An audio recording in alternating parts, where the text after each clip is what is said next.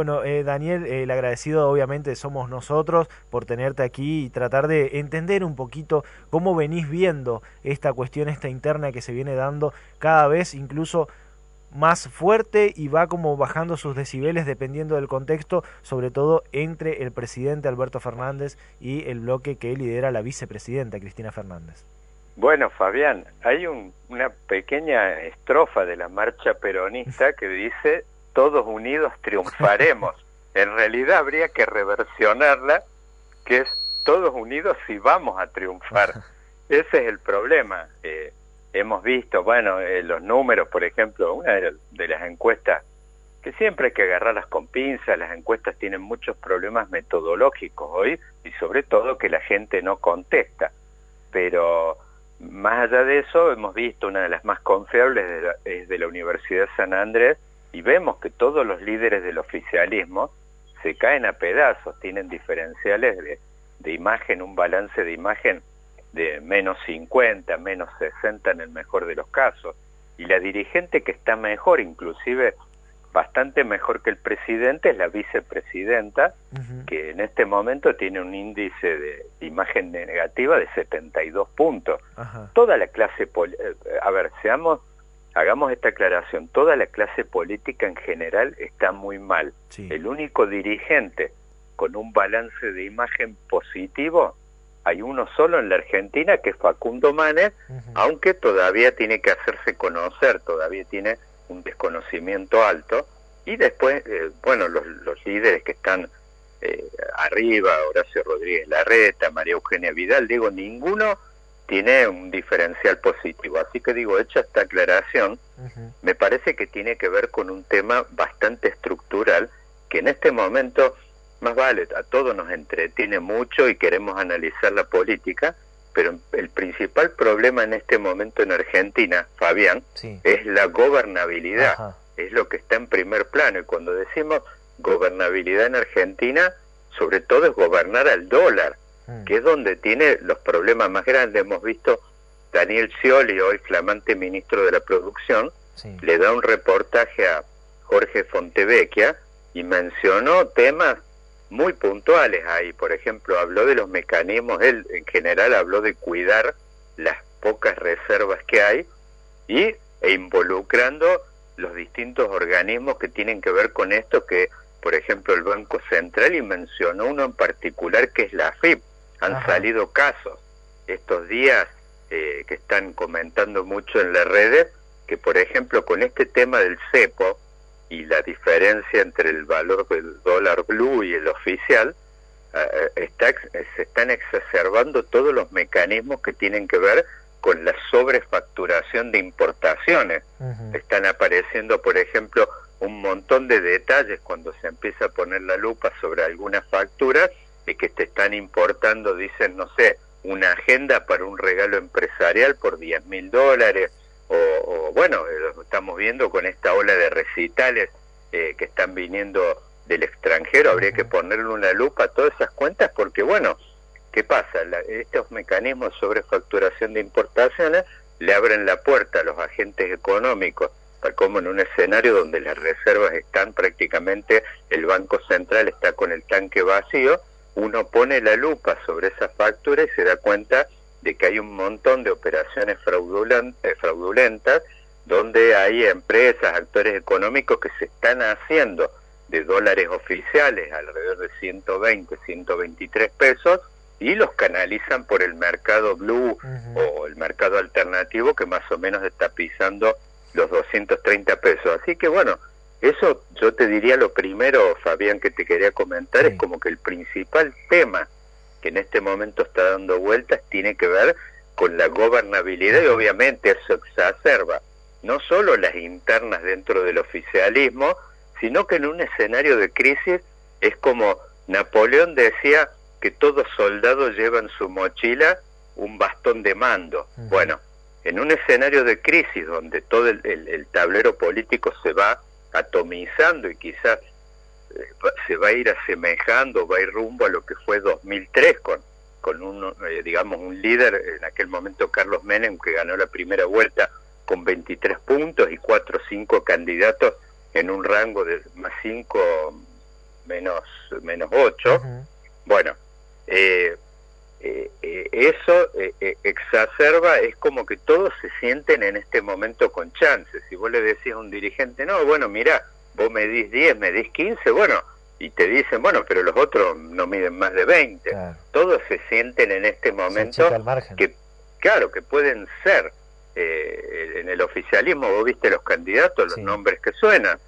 Bueno, suena el propio de Daniel Scioli, que en este momento está muy lejos de los números que tuvo en 2015, suena Guado de Pedro, la propia Cristina, digo, ninguno tiene demasiado, pero bueno, obviamente en un escenario donde está el oficialismo viviendo una crisis tremenda, todos sienten que pueden ser, y el peronismo como que está desesperado, y un poco te decía por este tema de la marcha peronista, o sea, todos unidos y vamos a triunfar, y lo que estamos viendo es que de no mediar ningún tipo de recuperación, y sobre todo el oficialismo se tiene que recuperar su horizonte político. Si va esto como viene, el peronismo está en vísperas quizás de una de las mayores derrotas, pero peor aún, que es el tema de incertidumbre respecto al cumplimiento de su plazo de entrega del gobierno constitucional, que eso sería, por supuesto, estamos hablando de la peor crisis del peronismo, sería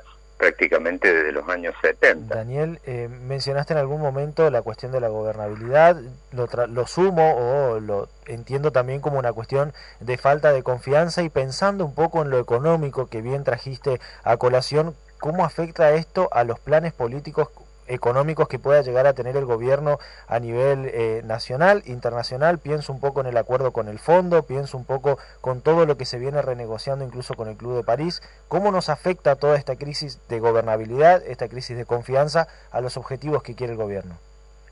Mirá, a ver, es una señal importante, yo te diría en ese plano, el hecho de que Alberto Fernández está con una pronta visita a Estados Unidos, y lo vimos ahora recientemente en la cumbre. Yo decía en algunas notas que hice en estos días que Alberto Fernández está teniendo que ir con la escupidera prácticamente en mano a Washington en este momento, ya que el papel de Estados Unidos es decisivo en cuanto a la posibilidad de que el Fondo Monetario le haga la vista gorda a Argentina con los monitoreos estos que tiene.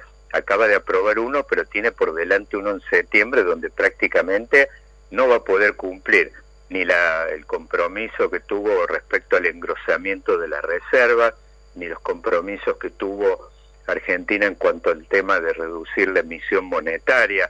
Bueno, los ajustes de tarifa, la verdad que esto que se está anunciando es una payasada, Fabián.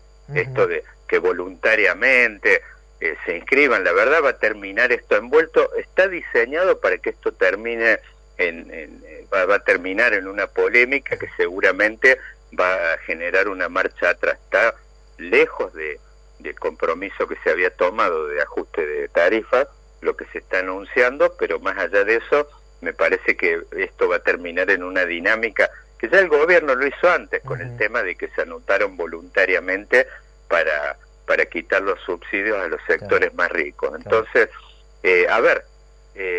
yo este fin de semana, por eso cuando hablamos de tema de gobernabilidad, es como que el tiempo corre a otra velocidad. O sea, uno cuando habla del año que viene, de noviembre, yo te diría que eso prácticamente es como hablar de la guerra de las galaxias, ¿viste? Está demasiado lejos, distante. Entonces, hoy se hablaba del fin de semana de medidas. Inclusive yo te diría que me parece que es muy importante. Se han producido ya algunas novedades, Fabián, que no han sido demasiado comentadas. Por ejemplo, hubo un movimiento a nivel de la aduana. Ha agarrado el control de la aduana un funcionario de esos de la mesa que venía formando parte de la mesa económica de Massa. Así que me parece que ahí hay un dato que, si bien con menos ruido que el ingreso de Scioli al gabinete, que es un avance de Massa dentro del gabinete económico, que hay que ver qué profundidad tiene. Me parece que las dos grandes cartas por destapar en ese sentido es que si hay algún movimiento alrededor del Banco Central, ahí sonaba el nombre de Martín Redrado, y por otro lado, si hay algún movimiento, yo no creo a nivel de lo que es puntualmente, pero me parece que la gestión y el nombre de Martín Guzmán ya está prácticamente agotado, más allá de que me parece que ha cumplido alguna parte de la misión en cuanto a lo que ha tenido que ver con el acuerdo con el Fondo Monetario y con los acreedores privados. Más allá de que si uno hace doble clic sobre esos acuerdos, uno tendría que decir que el acuerdo del Fondo Monetario se demoró demasiado y el acuerdo con acreedores privados se hizo en algunas condiciones para ganar tiempo, pero hemos visto que el mercado ha ido llevando las cosas a una situación donde prácticamente ese acuerdo está pulverizado y Argentina en algún momento, quizás con el nuevo gobierno, que eso fue uno de los temas que disparó alguna crisis corrida con respecto a los bonos la semana pasada, es que dicen que hay dirigentes de Juntos por el Cambio que ya han estado, inclusive algunos yendo a Estados Unidos como Patricia Bullrich, y que a puertas cerradas ya están mencionando el tema de que Argentina va a hacer algún tipo de reprogramación de estos acuerdos y de estos vencimientos, con lo cual me parece que eso, más allá de que hubo alguna mano negra dentro del gobierno, me parece que ese fue un tema que disparó la corrida. Si el gobierno no tiene algún tipo de reformulación, y yo te diría de las próximas horas, de los próximos días, que recree alguna forma, o sea, no vamos a ir, Fabián, a un escenario donde el gobierno baje la inflación 30 puntos, 40 puntos, un plan de estabilización, nada de eso,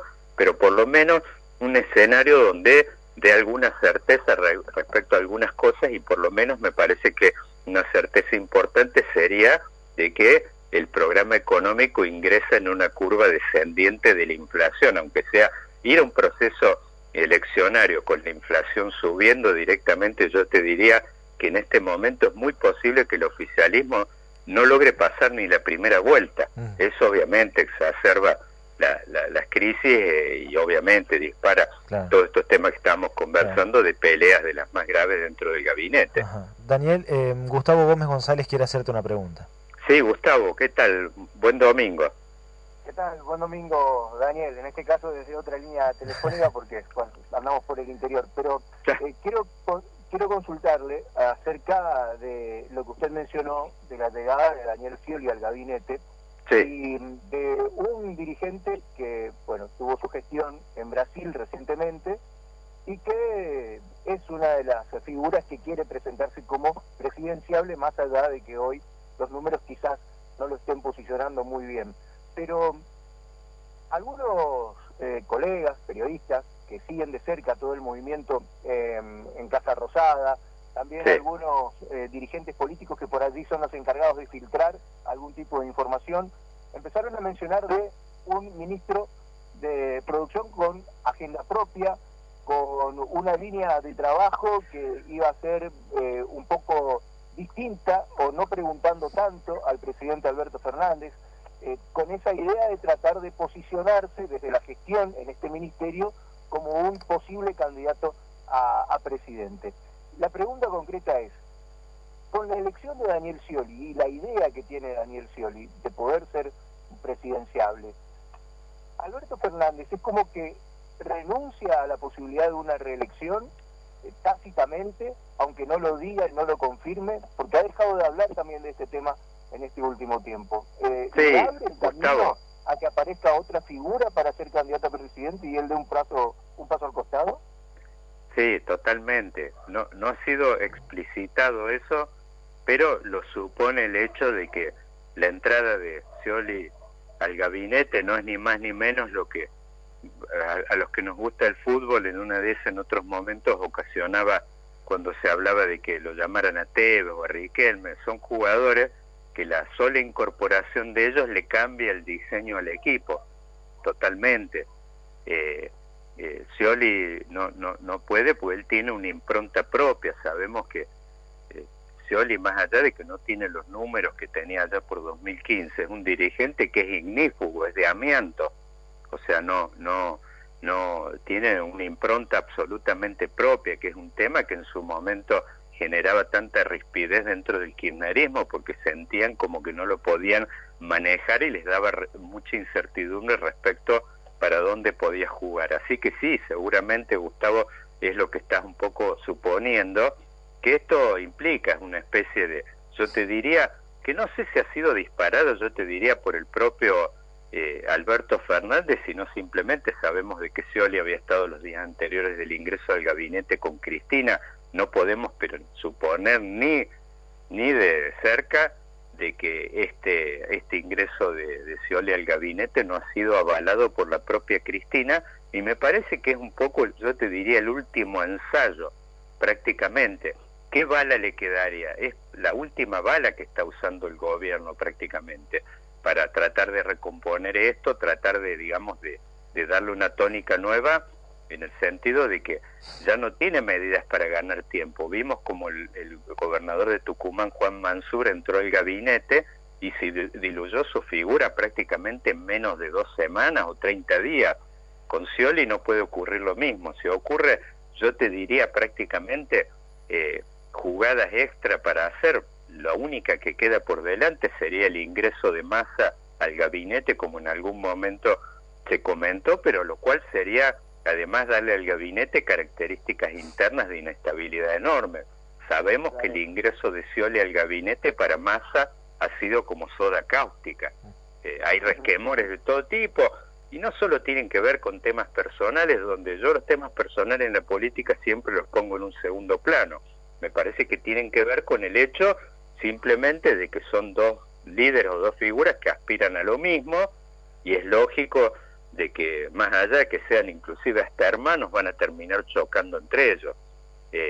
Sabemos en el pasado cómo ocurrió, pero sí, totalmente. Yo creo que esto es una explicitación definitiva de la clausura prácticamente de Alberto Fernández. De esto él queda sin lugar, pero queda sin lugar en realidad no es por Scioli, queda sin lugar por las encuestas. Lo que justificaba la presencia de Alberto Fernández es que él tuviese un diferencial positivo respecto a Cristina, pero en este momento mide como 15 o 20 puntos menos que Cristina, así que no tiene utilidad en el plano de la gestión porque le ha ido como la mona, no tiene utilidad en el plano de las encuestas, entonces prácticamente queda como una figura decorativa y quizás remitida, y por eso me parece que es un buen desenlace de esto, de que ha empezado a explotar mucho el tema de las relaciones exteriores, la diplomacia, posicionamientos en la CELAC, o sea, jugaría las veces de un canciller, más o menos como es un presidente dentro del gobierno europeo, en el marco de un gobierno que tiene un canciller que más allá de su apellido, es un canciller muy, digamos, flojito, yo te diría, de antecedentes y de prestigio. Así que me parece que en ese aspecto Alberto Fernández como que ha encontrado un lugar, o se lo han encontrado, y podemos decir totalmente de que en este momento Daniel Scioli ha empezado a funcionar no solo como vocero, sino de alguna manera como presidenciable y la última esperanza de reconstruir algún tipo, por lo menos yo te diría, vamos a hacer, puede ir pero es sacarlo el gobierno de esta trayectoria de certeza de derrota, que eso es muy disruptivo porque empieza a atomizarse todo el frente oficialista. Por lo menos me parece que esa es la intención. Ahora eso va a tener un desenlace, Fabián, Gustavo, en pocos días. O sea, en la medida de que la figura de Scioli no se diluya como ocurrió con Mansur, bueno, quizás esa va a poder, digamos, el oficialismo recrear algún tipo de horizonte político, de decir vamos a ir a la batalla con ganas de que los soldados agarren las armas y no estén sentados esperando el próximo turno. Claro, Daniel, estamos ya sobre la tanda, ya estamos en tiempo de tanda, pero sí, un poco pasados en realidad, pero quiero consultarle por esta cuestión central brevemente. Volvió a hablar de Vicentín, Alberto Fernández, con la idea, dijo el presidente, de ordenar lo que tiene que ver con el mercado de granos en la Argentina y la necesidad de estatizar esto. ¿Qué opinión le merece este nuevo intento que en algún momento fue políticamente un revés fuerte que recibió el presidente? Sí, otra vez, volver a la dinámica de anuncios de Alberto Fernández y un poco aquella frase de Mirta Legrand apostando a que el público se renueva. Y que se hayan olvidado, en realidad fue el desbande. En aquel momento venía con una curva Alberto de crecimiento muy fuerte con la pandemia, y fue el primer gol en contra que se metió el gobierno alrededor de agosto, que es donde saca y activa de nuevo todos esos gérmenes opositores que habían quedado en la calle de la época de la elección de la marcha del Sí se puede. Me parece es un anuncio más, inclusive que no tiene es todo un macaneo alrededor de esto, no tiene ningún tipo de gravitación. En lo que es el segmento exportador, Argentina tiene su función exportadora muy mega concentrada, son 6, 8 grandes cerealeras que operan a nivel mundial, donde Vicentín prácticamente no tiene ningún tipo de gravitación. Y después, en cuanto hablaban del tema de tener una empresa testigo con la capacidad de regular un poco los precios de los granos, a ver, vamos a la evidencia, queridos amigos. Sí. Esto ya el gobierno en su momento lo hizo con ENARSA, con LAFSA. Los anuncios siempre tenían el mismo justificativo de este tema de la empresa testigo. Eso es un macaneo enorme. Seguramente me parece que este anuncio pasa por el hecho de que es un anuncio donde Alberto Fernández hace un poquito de fulbito para la tribuna, y sobre todo para la tribuna kirchnerista, que le gustan estos anuncios que recrean cierto espíritu de control y de estatización, como en su momento quizás más alineado con lo que fue en su momento la política de Perón, con el IAPI y toda la concentración de la comercialización de granos en manos del Estado. Pero no creo que pase de un anuncio, y es parte del mercado de frases, diría yo. Daniel, muchísimas gracias por tu tiempo, una jornada especial, un domingo especial, en un horario especial también, porque por ahí muchos se están encontrando en la mesa familiar, así que esperamos que termines muy bien la jornada. Nuevamente un feliz Día del Padre y muchas gracias. Gracias, queridos colegas, les mando un fuerte abrazo. Ahí pasaba la palabra de Daniel Montoya, analista político e internacional, de Daniel Montoya, analista político e internacional, de Daniel Montoya, analista político e internacional, de